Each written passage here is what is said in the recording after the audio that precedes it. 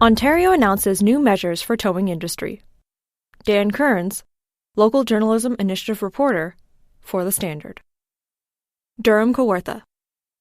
The Ontario government has announced some changes coming to the tow truck industry. One of the measures announced on Tuesday, March 2nd, was launching a new tow zone pilot project. These tow zones will be defined by stretches of highway where a single tow truck company will be contracted by the province to remove vehicles which require a tow. This means no other towing company can tow vehicles within this tow zone, except upon permission or request from the Ontario Provincial Police or Ministry of Transportation. Transportation Minister Caroline Mulroney explained during a press conference. This approach will eliminate the practice of accident chasing within tow zones, which has been a dangerous trend in the industry. The provincial government will also be introducing legislation which, if passed, would require licensing for tow truck drivers. Minister Mulroney stated this would ensure drivers have the specialized skills required to do the job. In order to curb the concern of violence in the industry, the government is also setting up a joint force operation team. The team will be made up of Ontario Provincial Police members and representatives from municipal police services. The purpose of this team, according to a provincial press release, will be to investigate criminal activity in the towing zone, with the goal of enhancing consumer protection and public safety. The government hopes this new team will help eliminate an issue of violence which has been plaguing Ontario for some time. This new joint operations team will support our government's plan to create a safer working environment for legitimate towing businesses by reducing the opportunity for fraud, corruption, and criminal activity, Solicitor General Sylvia Jones said at a press conference. Durham Region transitions to vaccinating 80-year-old plus age group. Dan Kearns, Local Journalism Initiative reporter for The Standard. Durham. The Durham Region Health Department is turning their sights to vaccinating residents over the age of 80.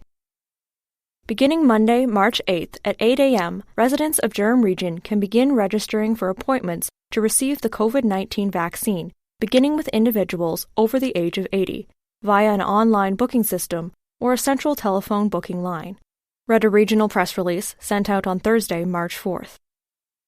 Vaccination appointments will begin this week at the Garnet B. Rickard Recreation Complex in Bowmanville and the Chestnut Hill Developments Recreation Complex in Pickering.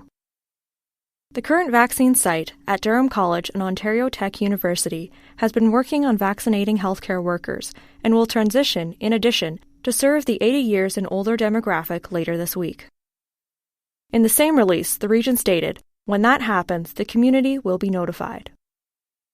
Those residents who meet this demographic can register for an appointment online at www.durham.ca/vaccine appointment, or by phone at 1-800-841-2729. The health department is also planning to offer mobile clinics to provide vaccines to populations and individuals who may have difficulty accessing larger clinics. More details regarding mobile clinics will be available in the coming weeks, the regional press release stated. In a statement, Durham Region Medical Officer of Health Dr. Robert Kyle said, the region is pleased to be offering COVID-19 vaccines to the 80 and older population. As soon as we receive more vaccines and the province gives the go-ahead to begin additional phases of the vaccination process, health department staff will be prepared to move to the next designated priority group.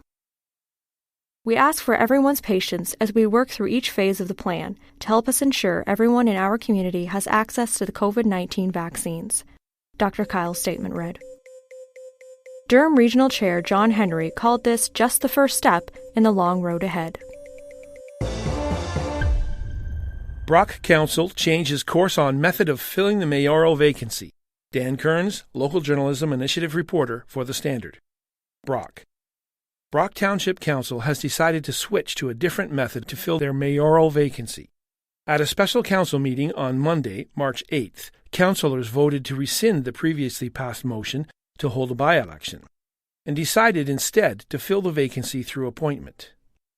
When we originally made a decision to hold a by-election, it seemed absolutely the most appropriate and best response we could come up with. But after that, we learned our municipal clerk is leaving the township, and she would be leaving before the by-election could be concluded. We do not have at the township sufficient or qualified staff to hold a by-election right now, and the costs we anticipated for a by-election would now be much greater, Ward 4 Councillor Crea Pettingill explained. Part of the motion passed at the special meeting was to have the clerk reach out to 2018 election runner-up John Grant to determine his interest in taking on the role and his eligibility to hold the position. If we're going to appoint someone, I think the next most fair, transparent, and democratic person to appoint is the runner-up from the 2018 municipal election, Ward 1 Councillor Michael Jubb said. Noting Mr. Grant has previously served as Brock's mayor, Councillor Pettingill stated the transition would be very smooth. Regional Councillor Ted Smith said Mr. Grant was a very good mayor during his term. If everything checks out with Mr. Grant, a special council meeting will be held next week to officially appoint him to the mayor's seat.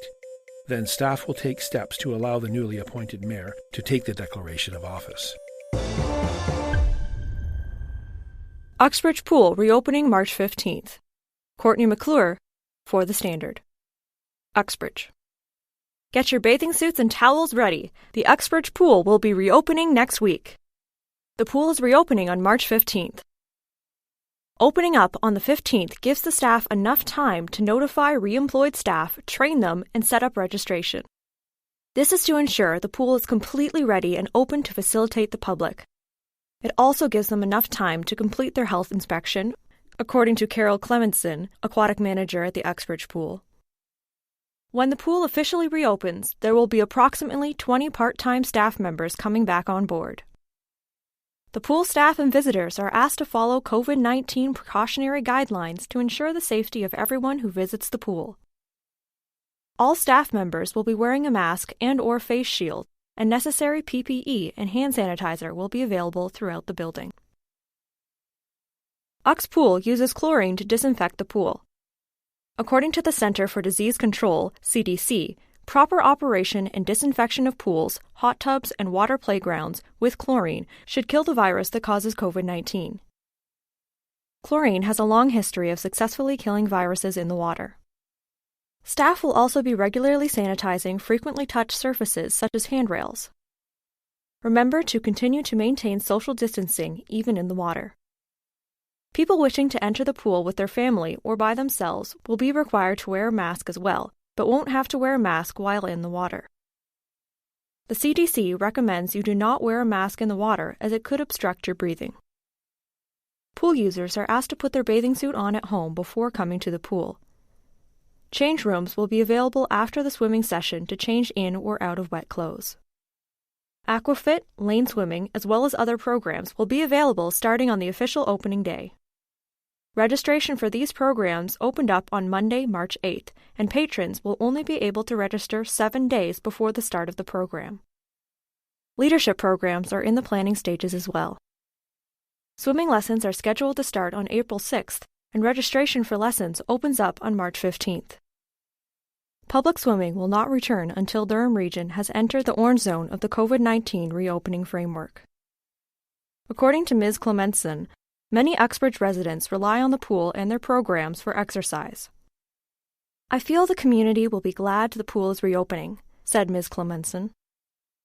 Swimming and participating in swimming programs helps physical and mental health. We have seen the benefits when we opened last fall. I think we will see the benefits again this spring. Anticipation versus Trepidation, Part 2. Lessons through a Young Man. Remember the pace life was traveling at before COVID hit our lives? How it felt? Always feeling the pressure to be at the next meeting with only a half hour to get there? Everyone else was in a rush at the same time, so you were sure to be late and lose face? Some things are not our fault in life. Just ask the medical professionals trying to grapple with the fallout from COVID. Just ask employees at most any open local store who have had to bear the brunt of a tirade from a customer out of touch with the reality that things have changed, period. I've heard the words getting back to the way things were spoken on TV commentaries, radio interviews, and in lines pretty much any place. Nostalgic thinking can be fraught with pitfalls if not approached in a healthy manner. On one hand, looking back can be a desire not to lose what was good, so as to continue on with a vision or purpose. Sounds good, right? Well, only if it comes from a really sober approach. If our focus is wanting circumstances to be the way they were due to loss, or simply because things were the way we liked them, this can be the futile exercise of stubbornness and denial of reality. Change is a function of growth, and growth is an operation of life. Its fits and spurts of opposites challenge the winds and draw up the best of what it needs to flourish. Life changes. Without change there is only stagnation. Circumstances change, even people change. And denying this leaves us banging our heads against the progression of time and life itself. If the look back is to gather ye roses while ye may, from inside these buds of good principles and resources gathered, new vigorous life, perspective, and purpose can grow. It really depends on our internal disposition. Notice within this word the word position. Let's dissect the word like we did the word circumstance from last week's editorial. The prefix dis indicates a separation or removal from an outward physical position, implying an inward location or mental inclination. So a healthy approach to reality depends on how we invest ourselves regarding the past, just like it depends on how we invest ourselves today and in the future. All of us could learn to treat life a little more sober, enjoying the vitality of community and family, even online. We have a great gift given in our downtime. Let's use it to reflect on and examine our inner life, to pray, if we do, or learn to, and begin to express well the connection we share in this gift of life.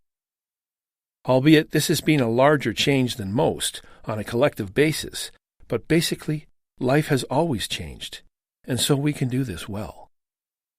The one thing we've had right now is time. Yet some have used it to avoid thinking. What a waste.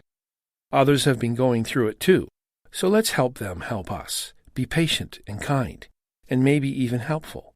Certainly, a kind word or gesture can go a long way to strengthening a life in the thick of it out there. It's not about the single thing we are obsessing on. It's about adjusting to reality and stepping carefully so we don't selfishly step on others while we're trying to satiate our needs or wants. Please remember, they are radically different things. In the book of Genesis, God gave major insight as to the plight of humanity when he said, "Sin is crouching at the door. It desires to have you, but you must master it." Genesis 4:7. So let's take it in stride and be kind to those who are faithfully serving in the businesses still open. Be nice. This is not just fluff. I mean, give yourself the honest adjustment you've needed for a long time. It's an opportunity. But be patient with yourself so you don't get discouraged while you're adjusting. Case in point, the life of a young man in Scripture named Joseph. He had every bit of privilege removed from his life, was placed in slavery, and later jailed for a crime he didn't commit. He trusted himself to God's faithfulness in constantly negative circumstances, even through the betrayal of masters and fellow inmates. You see, though taxing, he knew it was his choice to give himself over to the corruption of fear and insecurity, or to give himself over to God's unwavering care. In all this he stayed open, aka believed, as God was working to change men's choices and their circumstances. He was eventually promoted to a position of honor and influence, which he used to help everyone around. Later, when confronted by those who had treated him so unfairly, he had a real right to retaliate. But exercising this right would have made him a victim and diminished him severely. He knew not to give himself to the attitude which had mastered them, or he would have ruined himself as well. Choosing our rights most often makes us wrong. In an act of favor they didn't deserve, called grace, he said these astounding words with true forgiveness. You purposed it for evil, but God worked it for good. Genesis 50:20. Resonating this truth, he went on to help these now poverty-stricken, self-seeking people, inviting them to live in the region he supervised so they would be secure. He took into account the real enemy, the attack on their hearts by selfish ambition, and how it had made them victims of their own desires. It was their choice to treat him poorly, but once they gave themselves to it, they became the slaves of it and no longer the masters. In Romans 6:16, the easy reading version, it says, "Surely you know that you become the slaves of whatever you give yourselves to." Instead, he listened to God's instructive words to do what would have been right for all in the first place. The how is just as important as the what in our doing of things. This is a good reminder for when we are standing in line or waiting for the government to open up things again. They are dealing with the experience of big change as well. Our healthy response is to forge the best reality out of the seeds we have today. The soil has been purged in all this downtime. Not only of much of the good growth we had desired before all of this, but fortunately, also of many of the weeds, like disgruntled attitudes, impatience, and intolerance. As long as we don't replant that in our communities, but replant good things, we could wind up with a bumper crop from the reciprocity which happens. In our society, many have become so infected with privilege as our right, it's become a new PC word for selfish desire. We need to let go of the idea of others having to serve us, and understand they choose to because they relate. Turnabout can be better than fair play if we respond well from the inside. Even if it's tough, you can give yourself a reality check and deal with what the I want it now impatient impulse pushes you towards. Really, it's being nice to yourself. It's what's needed. Eventually, as a natural result, it will come out as being nice to others. Who'd have thunk? What's good for the goose could be good for the gander. Now that's reciprocity. The Standard Podcast was produced by Greenstream Studio for the Standard newspaper.